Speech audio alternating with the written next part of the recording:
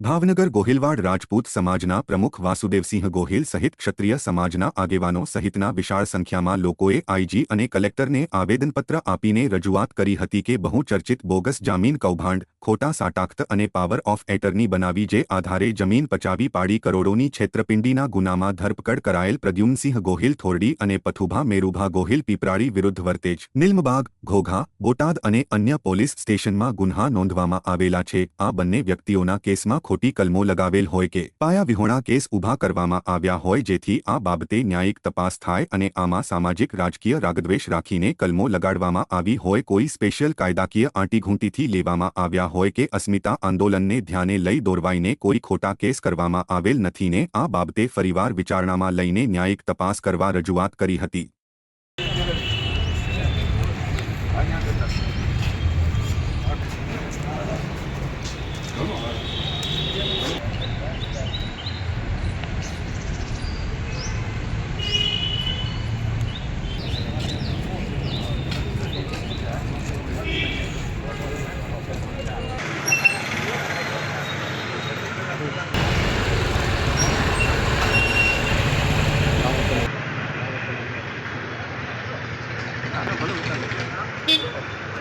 પ્રદ્યુમ્નસિંહ થોડીના છે, પથુભા પીપરાળીના છે, એને જેનો ગુનો કર્યો છે એને તો જે કાંઈ સજા થાય એવું માન્ય છે। તો આમાં ન્યાયિક તપાસ થાય, દોષિત હોય એને સજા થાય એમાં અમે માનીએ છીએ, પણ અમને ન્યાય મળે એવી રજૂઆત કરવા માટે આપણી સુધી રજૂઆત કરી ન્યાય મળે એ સરકારમાં રજૂઆત કરવાની જે તે પ્રયત્ન કર્યા ખોટા કેસ ઊભા થાય। મિત્રાજ ગોહિલ છે, હું પ્રદ્યુમ્નસિંહ ગોહિલનો સન છું અને જે કેસીસ આ થાય છે એમાં અમે હાઈકોર્ટમાં જઈને બેલ બી લઈને આવી જાય છે કેમ કે એની પ્રત્યે કાંઈ એવિડન્સ એટલે પુરાવા નથી, પણ આ જે સાયકલ છે કે જેવી ચાર્જશીટ પતે અને નવી ફરીથી 90 દિવસનો પાછો એક નવો કેસ નાખી અને જેટલું લાંબુ બને એટલું અંદર રહે એવી રીતનું જે મોડસ ઓપરેન્ડી છે એને અમે અપોઝ કરવા કે એની હેલ્પ માંગવા માટે અમે બ્યુરોક્રેટ્સને મળી અને એમની હેલ્પની અમે રજૂઆત કરવા માટે આવ્યા છે। અમારે પથુભા પીપરાળી, પ્રદ્યુમ્નસિંહ થોરડી અને સતુભા સરવૈયા ઉપર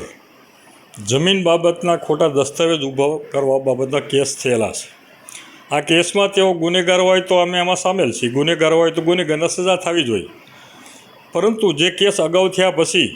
ચાર્જશીટમાં અથવા જામીન પણ મળી જાય છે જે કેસમાં, એમાં નવા કેસો ઊભો થાય છે અને જે નવા કેસો ઊભા થાય છે એ અમારે ખરેખર તો ખોટા કેસ ઊભા થાય છે એવું અમે સ્પષ્ટપણે માનીએ છીએ। તો અમને એવું લાગે છે કે કદાચ રાજકીય